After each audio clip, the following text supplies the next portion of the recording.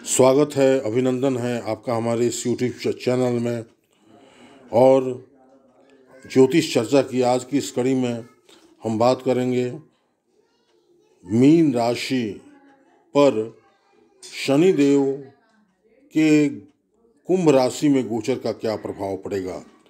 ज्ञात हो दोस्तों कि आगामी 17 जनवरी 2023 से शनिदेव मकर राशि को छोड़कर कुंभ राशि में प्रवेश कर रहे हैं, जहां वो 29 मार्च 2025 तक विराजेंगे।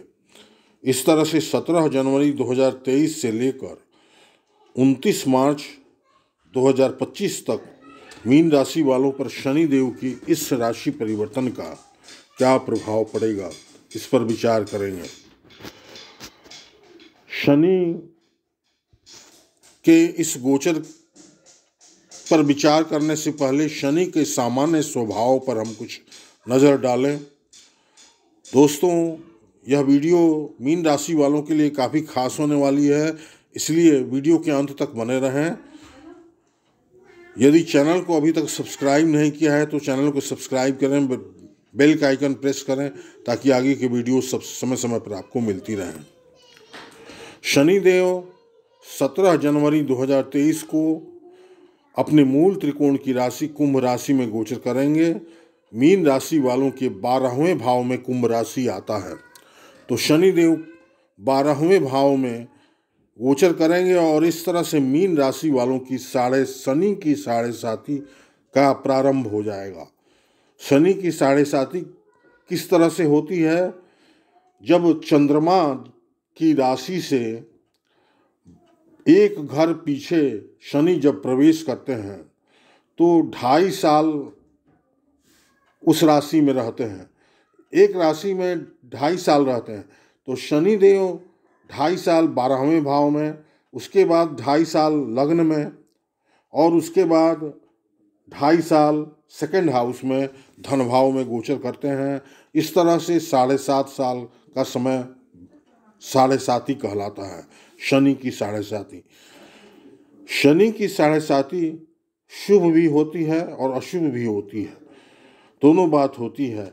यदि अस्थाई जन्म पत्री में शनि की स्थिति अच्छी है, शनि शुभ ग्रहों में शुभ भाव में स्थित हैं, स्वक्षेत्री हैं या उच्च के हैं, तो शनि का शुभ प्रभाव देखने को मिलता है शनि की साढ़े साती में। और वहीं शनि यदि अशुभ स्थिति में है, नीच के हैं, शत्रु क्षेत्री हैं या अशुभ भावों में स्थित हैं, तो शनि के बुरे प्रभाव ही दृष्टिगत होते हैं। गुरुदेव बृहस्पति मीन राशि वालों के लग्न में चल रहे हैं 22 अप्रैल 2023 तक मीन राशि में रहेंगे। राहु मेष राशि में चल रहे हैं सेकंड हाउस में, और 30 अक्टूबर 2023 तक राहु मेष राशि में सेकंड हाउस में रहेंगे। तो शनि देव के सामान्य स्वभाव के बारे में हम विचार करें। शनि देव क्या है? शनि देव को 9 ग्रहों में न्यायाधीश की पदवी प्राप्त है, यानी कि वो न्यायाधीश हैं। हमारे कर्मों का लेखा जोखा करते हैं और हमारे कर्म जैसे होंगे उसके मुताबिक उसका फल देते हैं। पिछले 2.5 साल में या पिछले 30 वर्षों में आपने जो कार्य किया, जो कर्म किया, उसका प्रभाव इस 7.5 साल में शनि देव देते हैं। तो 30 साल के बाद शनि देव अपने मूल त्रिकोण की राशि कुंभ राशि में आ रहे हैं शनि की साढ़े साती में।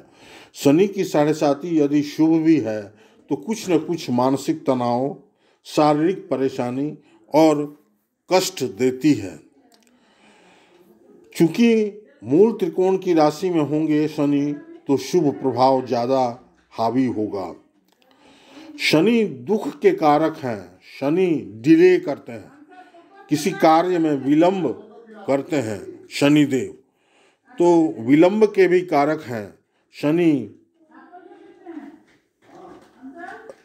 सहनशीलता देते हैं, शनि डिसिप्लिन देते हैं, अनुशासन देते हैं। तो जब मीन राशि वालों के की साढ़े साथी का प्रारंभ होगा 17 जनवरी 2023 से, तो सबसे पहले मीन राशि वाले जातकों को अपनी बुरी आदतों को छोड़ना पड़ेगा। कोई नशा करते हैं, कोई गलत कार्य करते हैं, तो उसे आप त्याग दें, क्योंकि शनि कर्मों के हिसाब से फल देते हैं। अब जब 12th हाउस में होंगे मूल त्रिकोण की राशि में, तो जो मीन राशि के जातक हैं उनको विदेश में सफलता ज़्यादा मिलेगी। विदेश में यदि कोई नौकरी अथवा व्यापार है तो उसमें सफलता मिलेगी। एक्सपोर्ट इंपोर्ट बिजनेस में सफलता मिलेगी। कोई फॉरेन मल्टीनेशनल कंपनी में काम करते हैं तो उसमें सफलता मिलेगी, तरक्की मिलेगी। विदेश यात्रा का योग बनेगा। खर्च की अधिकता रहेगी और शनि का जो प्रथम चरण शुरू होगा साढ़े साती का, तो उसमें मानसिक तनाव जरूर रहता है। मस्तिष्क पर शनि अपना दुष्प्रभाव डालते हैं, तो मानसिक तनाव की स्थिति रहती है।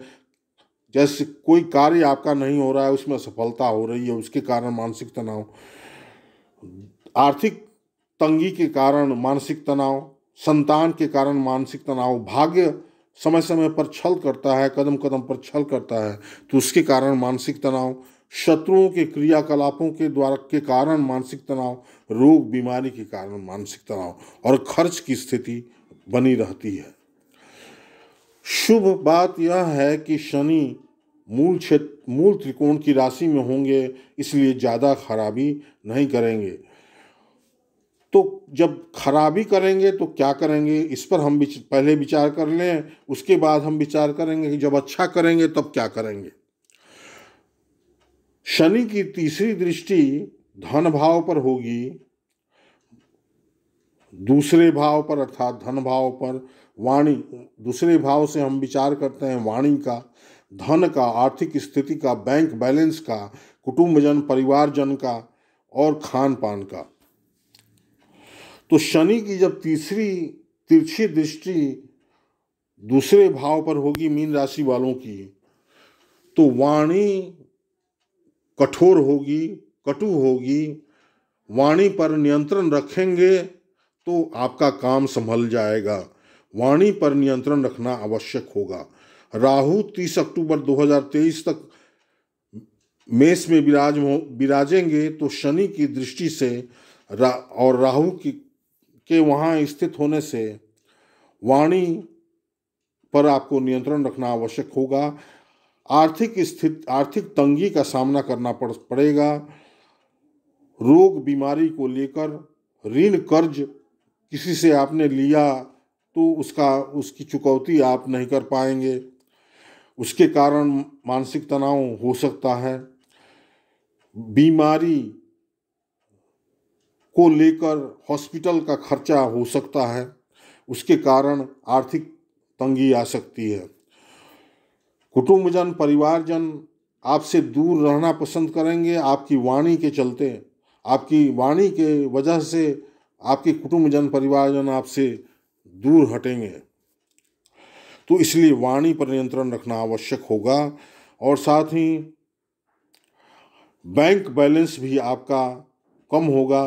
राहु भी बैंक बैलेंस को कम कर रहे हैं और शनि भी की तीसरी दृष्टि से भी बैंक बैलेंस में कमी आएगी। शनि की 7वीं दृष्टि छठे भाव पर होगी। छठा भाव से हम क्या विचार करते हैं? छठा भाव से हम रोग बीमारी का विचार करते हैं, ऋण कर्ज का विचार करते हैं, शत्रु और नौकरी का विचार करते हैं। तो नौकरी में समस्याएं उत्पन्न हो सकती हैं। वरिष्ठ अधिकारियों पदाधिकारियों का अवरोध झेलना पड़ सकता है। कलीग्स जो सहकर्मी हैं उनका अवरोध झेलना पड़ सकता है।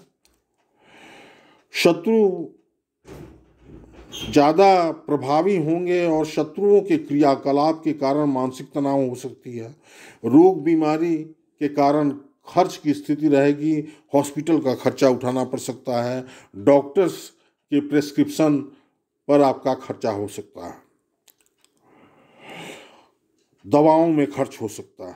शनि की दशम दृष्टि भाग्य घर पर होगी, तो भाग्य का साथ भी कम ही मिलेगा। पिता से अनबन की स्थिति रहेगी, पिता के स्वास्थ्य में गिरावट आ सकती है और पिता से तालमेल कम होगा। तंत्र मंत्र ज्योतिष के तरफ झुकाव बढ़ेगा, धर्म के प्रति अभिरुचि कम होगी, उच्च शिक्षा में बाधाएं आ सकती हैं, फॉरेन ट्रैवल और फॉरेन सेटलमेंट में भी बाधाएं आएंगी। तो ये मीन राशि वाले जातकों को उस डिग्री में हानिकारक नहीं होंगी जितना होना चाहिए, जितना अन्य राशियों में कर सकते थे शनि खराबी, उतना खराबी नहीं करेंगे, क्योंकि अपनी मूल की त्रिकोण की राशि कुंभ राशि में रहेंगे। अब यदि शनि की शुभ स्थिति होगी जनपत्री में तो क्या फल देंगे? रातों रात रंक से राजा बना देंगे, धन की वृद्धि होगी, आर्थिक स्थिति मजबूत होगी, आप बहुत कम प्रयास में आप ज़्यादा धन अर्जित कर सकेंगे, वाणी आपकी प्रभाव उत्पादक होगी, कुटुंबजन परिवारजनों के बीच खुशनुमा माहौल बनेगा, ऋण कर्ज से मुक्ति का समय होगा और रोग बीमारी से छुटकारा का समय होगा, प्रबल शत्रु हंता युग बनेगा, भाग्य कदम कदम पर आपका साथ देगा और पिता का आशीर्वाद प्राप्त होगा, पिता से तालमेल अच्छा होगा, धर्म अध्यात्म ज्योतिष के प्रति गहरी आस्था बढ़ेगी। ये तब होगी जब शनि की स्थिति जन्मपत्री में शुभ है। वैसे मानसिक तनाव थोड़ी बहुत रहती है और खर्च की स्थिति भी रहेगी 12वें भाव में जब शनि देव रहेंगे तो। वैसे 22 अप्रैल 2022 तक और पुनः जब गुरु मेष राशि में जाएंगे राहु के पास तो गुरु राहु का चांडाल योग सेकेंड हाउस में बनेगा, शनि की तीसरी दृष्टि भी वहाँ पर होगी, तो मीन राशि के जातकों को कुछ डिप्रेशन जैसी स्थिति का सामना करना पड़ेगा, मानसिक तनाव की स्थिति झेलनी पड़ सकती है। किंतु गुरु दोनों स्थिति में जब मीन राशि में हैं फिलहाल 22 अप्रैल तक और उसके बाद जब मेष राशि में भी होंगे 1 साल के लिए, तो उस समय आपके अपने स्वयं के बल पर अर्थात आपकी पर्सनालिटी इतनी तगड़ी होगी कि आपको महसूस नहीं होगा वो मानसिक तनाव और वो संघर्ष की स्थिति, जो संघर्ष आप झेलेंगे उसको आप अच्छी मानसिकता से झेल पाएंगे और उसको सकारात्मक रूप में उसको लेंगे। तो इस तरह से शनि के 7.5 का प्रथम चरण 17 जनवरी 2023 से लेकर 29 मार्च 2025 तक शनिदेव का उपाय करना बहुत आवश्यक है। शनिदेव प्रत्येक शनिवार के दिन शनि मंदिर में जाकर सरसों तेल और काला तिल अवश्य चढ़ाएं। ओम शम शनश्चराय नमः मंत्र का 108 बार एक माला प्रतिदिन अवश्य करें जब शनि की 7.5 शुरू हो जाती है तब। और एक लोहे के प्याले में सरसों तेल लेकर उसमें अपना छाया देखकर और उस सरसों तेल का दान करने से अर्थात छाया दान करने से भी शनि की शांति होगी। और शनि की जब शांति होगी तो शनि के दुष्प्रभाव में कमी आएगी।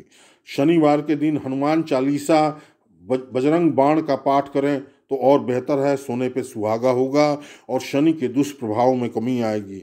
शनि के दुष्प्रभाव में कमी आने से मीन राशि वालों का जीवन अच्छा होगा। तो दोस्तों उपाय करें और